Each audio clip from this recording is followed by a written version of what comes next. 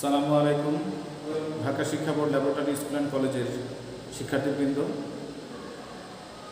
আজকের এই অনলাইন ক্লাসে তোমাদের স্বাগত জানাচ্ছি। আজকে আমি দশম শ্রেণীর ব্যবসায় শিক্ষা বিভাগের হিসাব বিজ্ঞান বিষয়ে দশম অধ্যায়, যে অধ্যায়ের নাম হচ্ছে আর্থিক বিবরণী, এই অধ্যায় থেকে আলোচনা করব। ইতিপূর্বে আমি এই অধ্যায় থেকে একটি ক্লাস নিয়েছিলাম। আজকে আমি এই অধ্যায়ের অনুশীলনীর 1 নম্বর অঙ্ক নিয়ে আলোচনা করব। আসো আমরা অঙ্কটি দেখি। তোমরা তোমাদের পাঠ্য বইয়ের 173 নম্বর পৃষ্ঠা, এখানে 1 নম্বর সৃজনশীল যে অঙ্কটা আছে এই অঙ্কটা লক্ষ্য করো। অঙ্কের প্রথমে যেটা দেওয়া আছে তা হচ্ছে ঢাকার সততা ল চেম্বার এর 2017 সালের 31 ডিসেম্বর তারিখের গ্রামীণ ও অন্যান্য প্রয়োজনীয় সমন্বয়ের বিষয় নিম্নরূপ। সততা ল চেম্বার, গ্রামীণ, 31 ডিসেম্বর 2017। এখানে শুরুতে একটা বিষয় আমরা লক্ষ্য করব, সেটা হচ্ছে এখানে প্রতিষ্ঠানের নাম দেওয়া আছে ল চেম্বার। আমরা জানি ল চেম্বার বলতে আমরা যেটা বুঝি তা হচ্ছে একটি আইনি সহায়তা প্রতিষ্ঠান, আর এ ধরনের প্রতিষ্ঠানকে আমরা বলি সেবামূলক প্রতিষ্ঠান। সেবামূলক অঙ্কের ক্ষেত্রে আর্থিক বিবরণীর অঙ্ক যখন আমরা সমাধান করতে যাব, তখন আমরা এক ধাপ বিশিষ্ট বিশদ আয় বিবরণী প্রস্তুত করে থাকি। এক ধাপ বিশিষ্ট বিশদ আয় বিবরণী বলতে কী বোঝায়? এখানে সকল আয়সমূহ আমরা যোগ করব এবং তা থেকে সকল ব্যয়সমূহ বিয়োগ করব। অর্থাৎ মোট আয় থেকে মোট ব্যয় যদি আমরা বিয়োগ করি তাহলে আমরা পেয়ে যাব নিট মুনাফা। এই অঙ্কের এখানে রেওয়া মিলে যে দফাগুলো উল্লেখ রয়েছে, 1 নম্বরে ছিল উত্তোলন ও মূলধন। আমরা যখন মালিকানা সত্ত্ব নির্ণয় করতে যাব তখন মূলধন থেকে উত্তোলন বিয়োগ করব। 2 নম্বরে আছে অগ্রিম চেম্বার ভাড়া। অগ্রিম চেম্বার ভাড়া হচ্ছে চলতি সম্পদ। 3 নম্বর আসবাবপত্র ও সরঞ্জাম। আসবাবপত্র ও সরঞ্জাম হচ্ছে স্থায়ী সম্পত্তি। সেবায় হচ্ছে প্রত্যক্ষ আয়, ব্যাংকে জমা। চলতি সম্পদ অগ্রিম সেবা আয়, এটি হচ্ছে চলতি দায়। আইন বই হচ্ছে স্থায়ী সম্পত্তি। 6% বিনিয়োগ 1/7/2015। এটি আর্থিক অবস্থার বিবরণীতে যখন আমরা সম্পদগুলো লিখতে যাব তখন বিনিয়োগ শিরোনামের অধীনে 6% বিনিয়োগকে আমরা লিখব। পুঞ্জীভূত অবচয় সরঞ্জাম। আর্থিক অবস্থার বিবরণীতে যখন আমরা আসবাবপত্র ও সরঞ্জাম লিখব তখন এ থেকে আমরা এই পুঞ্জীভূত অবচয় বিয়োগ করব। এক্ষেত্রে উল্লেখ্য এখানে পুঞ্জীভূত অবচয় রয়েছে 16,000 টাকা। এখন চলতি বছরে যদি সরঞ্জামের উপর আবার অবচয় ধার্য করা হয় তাহলে সেই অবচয়ের টাকাও এখানে যোগ করে তারপর আমরা আসবাবপত্র ও সরঞ্জাম থেকে বিয়োগ করব। বেতন ও ভাতা। বেতন ভাতা হচ্ছে পরিচালন ব্যয়। বিদ্যুৎ ও টেলিফোন বিল, এটিও পরিচালন ব্যয়। সর্বশেষ যাতায়াত খরচ, এটিও হচ্ছে পরিচালন ব্যয়। তাহলে এই ছিল আমাদের রেওয়া মিল। এবার আমরা সমন্বয় দেখব। 1 নম্বর সমন্বয় ছিল একটি কোম্পানির নিকট থেকে আইনি সহায়তা প্রদানের জন্য অগ্রিম চেক গ্রহণ করা হয়েছে 40,000 টাকার, যা সেবা আয়ের অন্তর্ভুক্ত রয়েছে। যেহেতু এখানে অগ্রিম চেক গ্রহণ করা হয়েছে এবং তা সেবা আয়ের অন্তর্ভুক্ত রয়েছে, আমরা সেবা আয় থেকে এই 40,000 টাকা বিয়োগ করব এবং অগ্রিম প্রাপ্ত সেবা আয়কে আমরা চলতি দায় হিসাবে দেখাই। এরপরে রয়েছে 1 মাসের বেতন ও ভাতা বকেয়া রয়েছে। আমরা জানি 12 মাসে বছর হয়, এখানে বলা আছে 1 মাসের বেতন ও ভাতা বকেয়া রয়েছে। এখানে আমরা বেতন ও ভাতা 1,10,000কে যদি 11 দিয়ে ভাগ দিই তাহলে পেয়ে যাই 10,000 টাকা এবং তাকে 1 দিয়ে গুণ করলে 10,000 টাকাই হয়। তাহলে এক মাসের বেতন ও ভাতা বকেয়া টাকার পরিমাণ হবে 10,000। অগ্রিম চেম্বার ভাড়ার অর্ধেকের মেয়াদ উত্তীর্ণ হয়েছে। তোমরা লক্ষ্য করে দেখো, রেওয়া মিলে অগ্রিম চেম্বার ভাড়া ছিল 1,20,000, এখানে ইতিমধ্যে অর্ধেকের মেয়াদ উত্তীর্ণ হয়েছে। যখনই মেয়াদ উত্তীর্ণ হয়ে যাবে তখন এটি ব্যয় হিসাবে গণ্য হবে, অর্থাৎ আমরা পরিচালন ব্যয়ে মেয়াদ উত্তীর্ণ চেম্বার ভাড়া দেখাবো। সর্বশেষে সমন্বয়ের মধ্যে যেটা রয়েছে তা হচ্ছে আসবাবপত্র ও সরঞ্জামের উপরে 10% অবচয় ধার্য করতে হবে। রেওয়া মিলে আসবাবপত্র সরঞ্জাম আছে 80,000 টাকা, তার উপরে যদি আমরা 10% ধরি তাহলে পেয়ে যাই 8,000 টাকা। আর্থিক অবস্থার বিবরণী যখন আমরা করব তখন এই 80,000 টাকা থেকে পুঞ্জীভূত অবচয় যখন বাদ দিতে যাব, সেখানে এই 8,000 টাকা যোগ করে, অর্থাৎ 16,000-এর সাথে 8,000 টাকা যদি যোগ করি তাহলে পেয়ে যায় 24,000 টাকা, এবং 80,000 থেকে 24,000 টাকা পুঞ্জীভূত অবচয় শিরোনামে বাদ যাবে। 80,000 টাকা থেকে পুঞ্জীভূত অবচয় নামে 24,000 টাকা বাদ যাবে। আর চলতি বছরের যা অবচয় আমরা নির্ণয় করেছি 8,000 টাকা, সেটা বিশদ আয় বিবরণীতে পরিচালন ব্যয় আসবে। এবার আমরা দেখি ক নাম্বার প্রশ্নে কি চাওয়া হয়েছিল। ক নাম্বার প্রশ্নে আমাদের কাছে চাওয়া হয়েছিল উপযুক্ত তথ্য হতে চলতি দায়ের পরিমাণ নির্ণয় করব। এখন আমরা চলতি দায়ের পরিমাণ নির্ণয় করব। আসো আমরা বোর্ডে দেখি।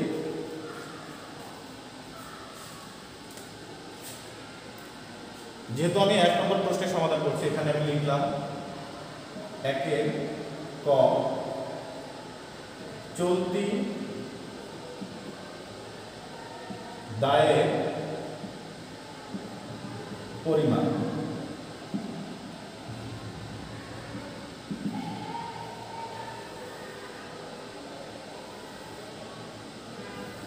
এখানে টাকার ফল আমরা দুইটা দেব,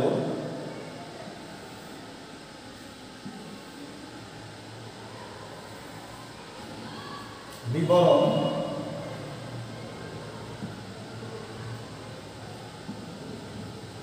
টাকা টাকা।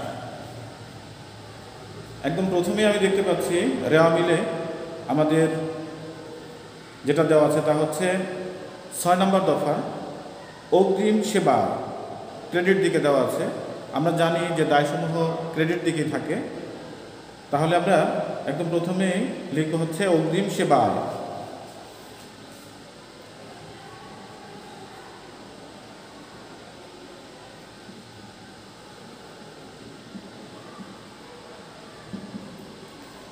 অগ্রিম সেবায় লিখে টাকার পরিমাণ বসাবো আমরা 50,000।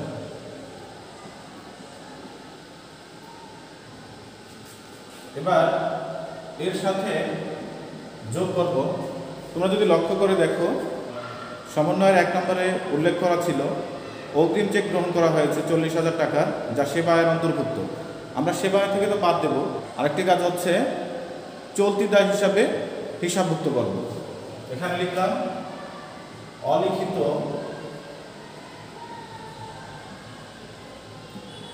অগ্রিম সেবা টাকার পরিমাণ 40,000, মোট টাকার পরিমাণ হয়ে গেল এখানে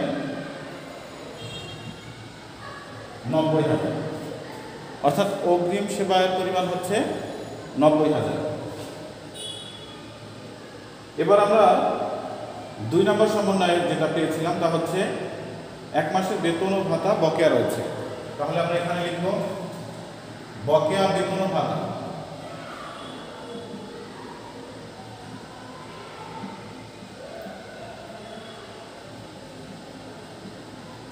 বকেয়া বেতন ও ভাতা লিখলাম আমরা।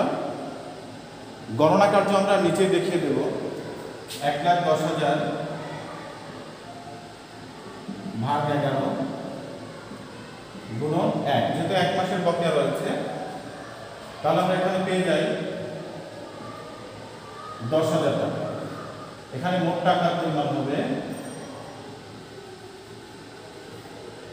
1 লাখ, অর্থাৎ মোট চলতি দায়ের পরিমাণ হচ্ছে 1 লাখ টাকা। এই ছিল আমাদের ক নম্বর প্রশ্নের উত্তর। এবার আমরা খ নম্বর প্রশ্নের উত্তর দেখব। প্রথমত আমরা শিরোনাম লিখব। এখানে আমাদের কাছে যা চাওয়া হয়েছে তা হচ্ছে খ নম্বরে সততা ল চেম্বারের বিশদ আয় বিবরণী প্রস্তুত করো। আমরা লিখলাম এখানে সততা ল চেম্বার এর বিশদ আয় বিবরণী। আমরা অঙ্কের শিরোনাম থেকে তারিখ বসিয়ে দেব। 31 ডিসেম্বর 2017 তারিখে 31 ডিসেম্বর 2017 তারিখে সমাপ্ত বছরে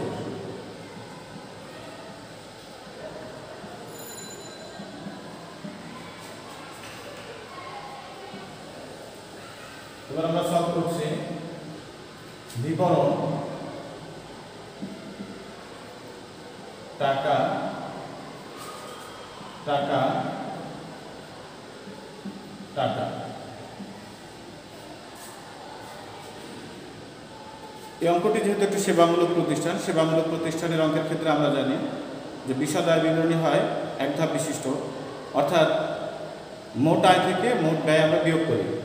তাহলে প্রথমে আমরা লিখব আয় সমূহ।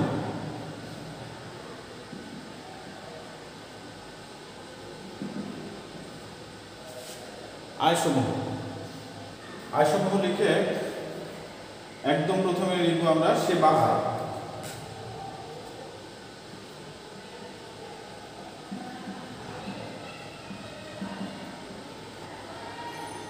$4,75,000 টাকা।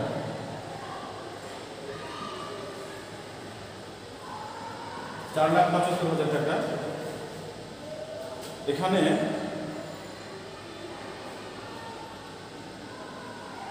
বলা ছিল 1 নম্বর সমন্বয় একটি কোম্পানির কাছ থেকে অগ্রিম চেক গ্রহণ করা হয়েছে। তাহলে আমরা এখান থেকে বিয়োগ করব অগ্রিম প্রাপ্ত সেবা।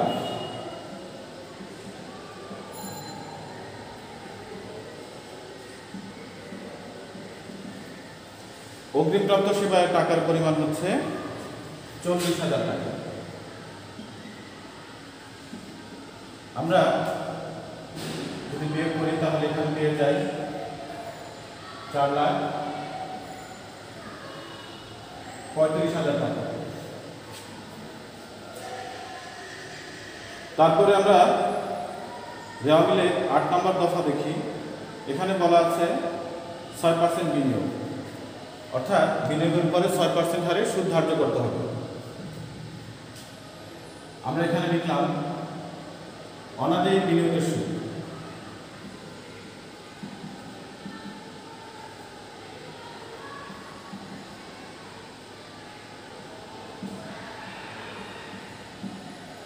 অনাদায়ী বিনিয়োগের সুদ লিখে 2,50,000 গুণন 6% আমরা যদি দেই তাহলে পেয়ে যায় 15,000 টাকা।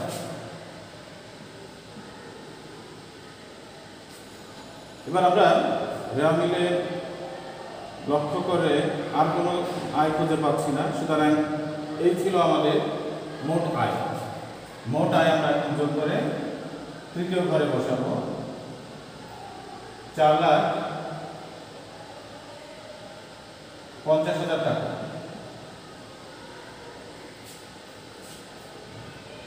এবার আমাদের কাজ হচ্ছে এই মোট আয় থেকে এই যে 4,50,000 এর নাম হচ্ছে মোট আয়। মোট আয় থেকে আমরা এখন বাদ দেব ব্যয় সমূহ।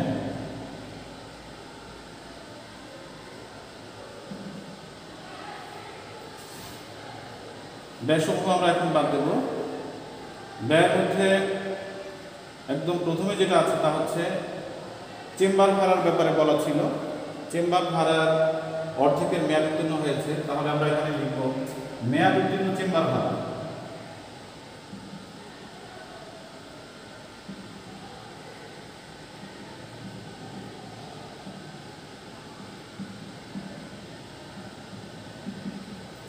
মেয়াদ উত্তীর্ণ চেম্বার ভাড়া আমরা দেখিয়ে দেব অর্ধেক কীভাবে আমরা নির্ণয় করলাম। এখানে চেম্বার ভাড়া ছিল 1,20,000, একে যদি আমরা অর্ধেক নির্ণয় করতে চাই তাহলে 2 দিয়ে ভাগ দিলেই হয়, এখানে বসবে 60,000 টাকা। তারপর লিখবো আমরা আসবাবপত্রের অবচয়। আসবাবপত্র ও সরঞ্জামের অবচয়।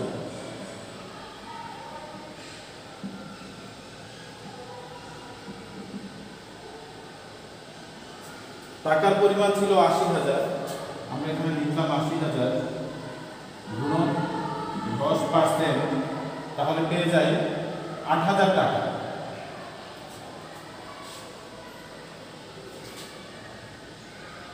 এরপরে কাজ হচ্ছে আমাদের বেতন ও ভাতা। আমরা বেতন ও ভাতা বসাবো। বেতন ও ভাতা টাকার পরিমাণ ছিল 1,10,000।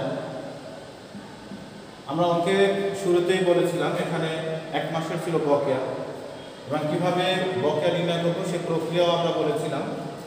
এখানে সেই বকেয়া টাকার পরিমাণটা বসিয়ে দেব। বকেয়া টাকার পরিমাণ ছিল 10,000। তোমাদের যাদের খেয়াল নেই তাদের জন্য এখানে আমি আবারও দেখিয়ে দিচ্ছি।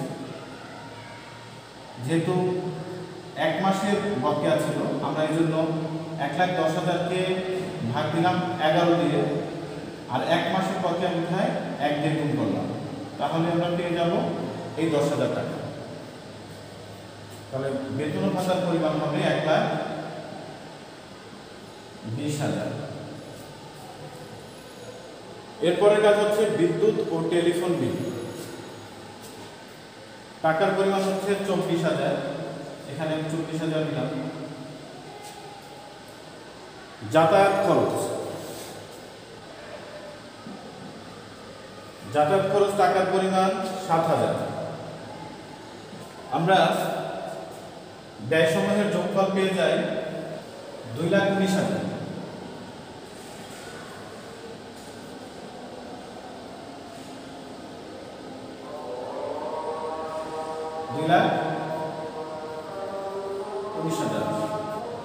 এখন মোট আয় থেকে মোট ব্যয় যদি আমরা বিয়োগ করি তাহলে পেয়ে যাই 2,31,000।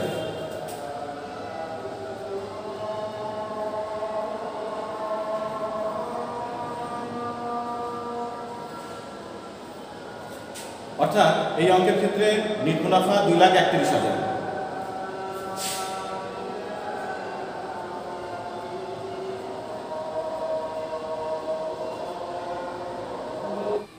গ নম্বর প্রশ্নে আমাদের কাছে চাওয়া হয়েছিল আর্থিক অবস্থার বিবরণীতে মোট সম্পদের পরিমাণ শ্রেণীবিন্যাস করে নির্ণয় করো। আমি এখানে শিরোনাম দিয়েছি 1 গ সততা ল চেম্বার এর আর্থিক অবস্থার বিবরণী। যেহেতু এখানে মালিকানা সত্ত্ব এবং দায় চাওয়া হয়নি, এখানে আমি লিখেছি আংশিক। তারিখ দিয়েছি 31 ডিসেম্বর 2017 তারিখে। বিবরণ টাকা টাকা টাকা। প্রথমে আমরা স্থায়ী সম্পদ বসাবো। এখানে আমি লিখলাম স্থায়ী সম্পদ।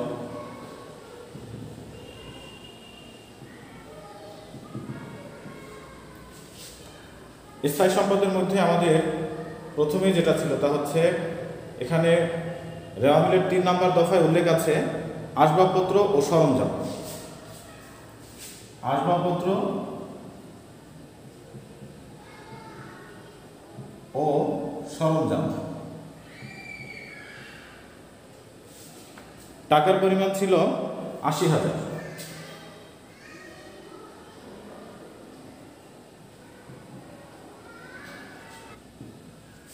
আসবাবপত্র ও সরঞ্জাম থেকে আমরা পুঞ্জীভূত অবচয় বাদ দেব।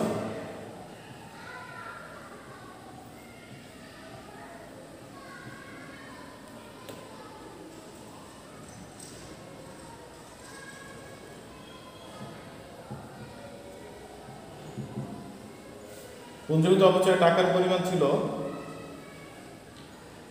16,000 এবং চলতি বছরের অপচয় ছিল 8,000।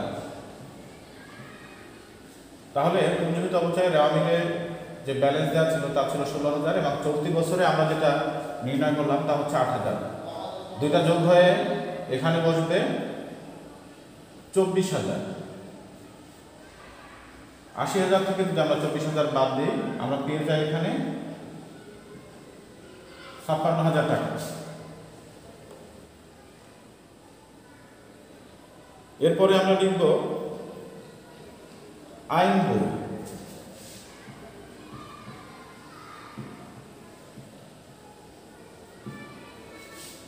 আইন বই ছিল 40,000। দুইটা যোগফল আসবে 96,000 টাকা। এবার আমরা শিরোনাম দেব দীর্ঘমেয়াদী বিনিয়োগ।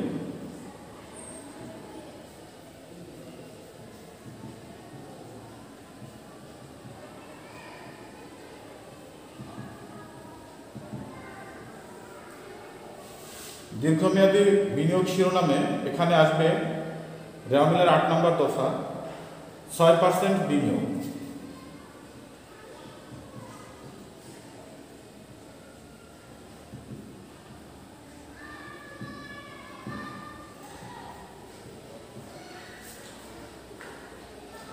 $2,50,000 টাকা।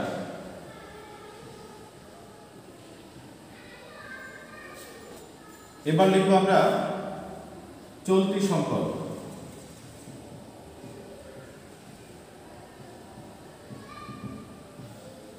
চলতি সম্পদের মধ্যে প্রথমে ছিল অগ্রিম চেম্বার ভাড়া।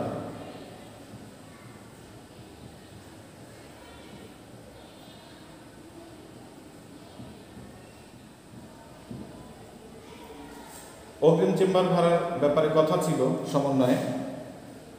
অগ্রিম চেম্বার ভাড়ার অর্ধেকের মেয়াদ উত্তীর্ণ হয়েছে, 3 নম্বর সমন্বয় এটা বলা ছিল।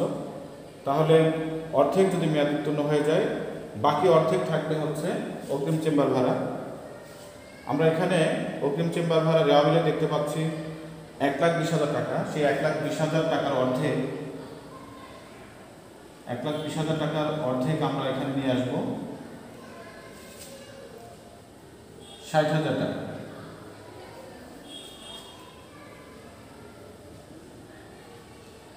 এরপরে আমরা দেব ব্যাংকে জমা।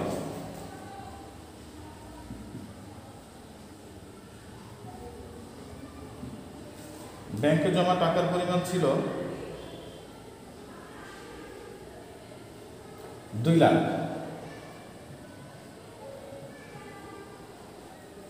এবং সব শেষে আমরা এখানে লিখব এই যে আমরা বিনিয়োগে 6% হারে বিনিয়োগ দেখেছি, সেই বিনিয়োগের যে অনাদায়ী সুদ সেটা হচ্ছে আমাদের চলতি সম্পদের সর্বশেষ আইটেম, অনাদায়ী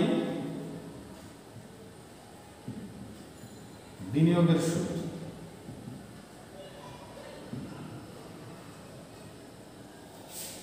এখানে টাকার পরিমাণ নির্ণয় করেছিলাম 15,000।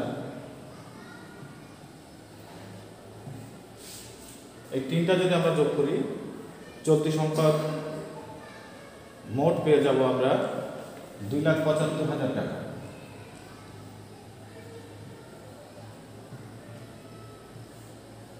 এবার স্থায়ী সম্পদ, দীর্ঘমেয়াদী সম্পদ এবং চলতি সম্পদ 96,000 টাকা, 2,50,000 টাকা এবং 2,75,000 টাকা আমরা যদি যোগ করি তাহলে আমরা মোট সম্পদ পাব 6,21,000 টাকা। তাহলে আমরা মোট সম্পদের পরিমাণ পেয়ে যাচ্ছি 6,21,000 টাকা। এই ছিল ক নম্বর প্রশ্নের সমাধান। আশা করি অঙ্কটি সবাই বুঝতে পেরেছ। পরবর্তীতে তোমাদের সাথে আবার কথা হবে।